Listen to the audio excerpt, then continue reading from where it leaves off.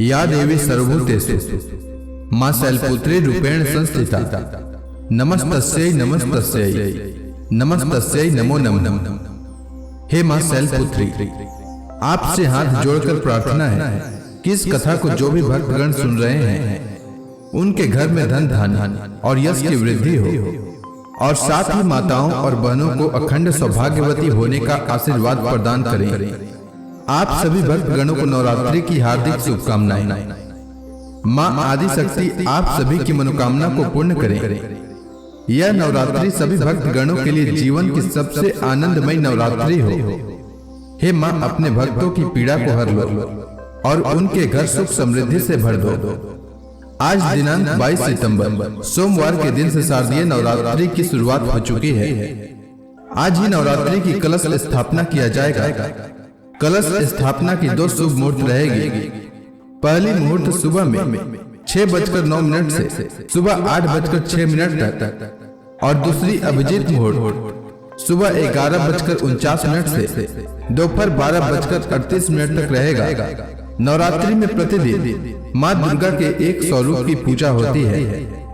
आज अश्विन कृष्ण प्रतिपदा को शारदीय नवरात्रि का पहला दिन है। आज हम माँ भगवती के शैलपुत्री स्वरूप की पूजा करेंगे। माँ शैलपुत्री का पसंदीदा पुष्प चमेली का पुष्प है, और माँ शैलपुत्री का मंत्र है ओम देवी शैलपुत्री नमः।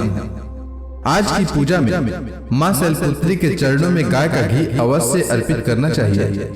ऐसा करने से आरोग्य का आशीर्वाद मिलता है, जिससे मन एवं शरीर दोनों ही निरोगी रहता है। आइए सुनते हैं माँ शैलपुत्री की कथा।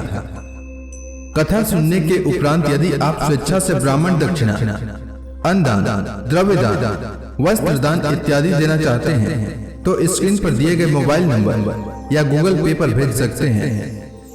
कथा प्रारंभ करने से पहले एक बार प्रेम से बोलिए मां शैलपुत्री की जय। वंदे वांछित लाभाय चंद्रार्धकृत शेखरा वृषारूढ़ं शूलधरा शैलपुत्रीं यशस्विनी। वृषभ स्थिता इन माता जी के दाहिने हाथ में त्रिशूल और बाएं हाथ में कमल पुष्प सुशोभित है। अपने पूर्व जन्म में ये प्रजापति दक्ष की कन्या के रूप में उत्पन्न हुई थी। तब इनका नाम सती था। इनका विवाह भगवान शंकर जी से हुआ था। एक बार प्रजापति दक्ष ने एक बहुत बड़ा यज्ञ किया। इसमें उन्होंने सारे देवताओं को अपना अपना यज्ञ भाग प्राप्त करने के लिए निमंत्रित किया, किंतु शंकर जी को उन्होंने इस यज्ञ में निमंत्रित नहीं किया। सती ने जब सुना कि उनके पिता एक अत्यंत विशाल यज्ञ का अनुष्ठान कर रहे हैं, तब वहां जाने के लिए उनका मन व्याकुल हो उठा। अपनी यह इच्छा उन्होंने शंकर जी को बताई। सारी बातों पर विचार करने के बाद शंकर जी ने सती से कहा, प्रजापति दक्ष किसी कारणवश हमसे रुष्ट हैं। अपने यज्ञ में उन्होंने सारे देवताओं को निमंत्रित किया है, उनके यज्ञ भाग भी उन्हें समर्पित किए हैं, किंतु हमें जानबूझकर नहीं बुलाया है, कोई सूचना तक नहीं भेजी है। ऐसी स्थिति में तुम्हारा वहां जाना किसी प्रकार भी श्रेयस्कर नहीं होगा। शंकर जी के इस उपदेश से सती का प्रबोध नहीं हुआ। पिता का यज्ञ देखने, वहां जाकर माता और बहनों से मिलने की उनकी व्यग्रता किसी प्रकार भी कम न हो सकी। उनका प्रबल आग्रह देखकर भगवान शंकर जी ने उन्हें वहां जाने की अनुमति दे दी। सती ने पिता के घर पहुंचकर देखा कि कोई भी उनसे आदर और प्रेम के साथ बातचीत नहीं कर रहा है। सारे लोग मुंह फेरे हुए हैं। केवल उनकी माता ने स्नेह से उन्हें गले लगाया। बहनों की बातों में व्यंग और उपहास के भाव भरे हुए थे।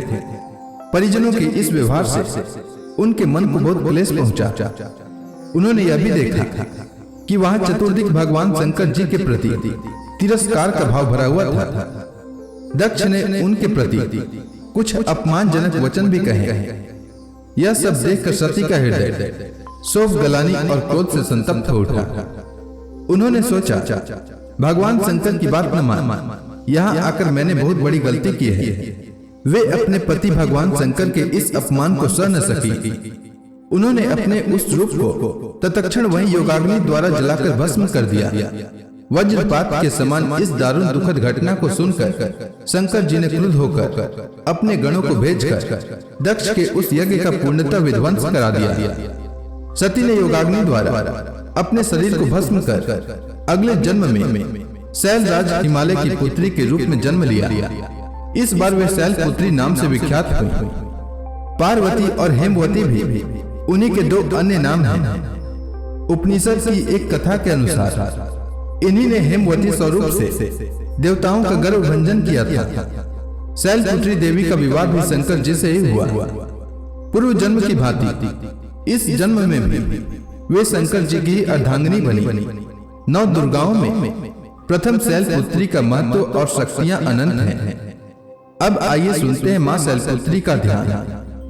वंदे वांछित लाभाय चंद्रार्ध कृत शेखरा वृषारूढ़म शूलधरा शैलपुत्रीम यशस्विनी पुनेन्दु निभाम गौरी मूलधरा स्थिता प्रथम दुर्गा त्रिनेत्रा पटांबर परिधाना रत्न किरीटा नानालंकार भूषिता प्रफुल्ल वंदना पल्वधरा कांत कपोलाम तुंग कुचा कमनियाम लावण्याम स्नेहमुखी क्षीण मध्याम नितंबनी।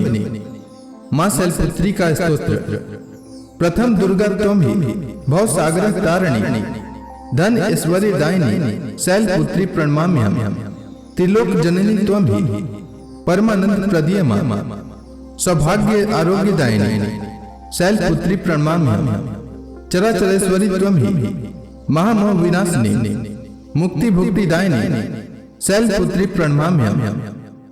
मां शैलपुत्री का कवच। ओमकार में सिर पातु मूलाधार निवासिनी हेमकार पातु ललाटे बीज रूपा महेश्वरी श्रीमकार पातु वदने लावण्या महेश्वरी होमकार पातु हृदय तारिणी शक्ति स्वघृता फटकार पातु सर्वांगे सर्व सिद्धि फल प्रदा। अब आप सभी भक्तगण हाथ जोड़कर मां शैलपुत्री का ध्यान करें। आरती होने वाली है। शैलपुत्री माँ बैल सवार करे देवता जय जयकार।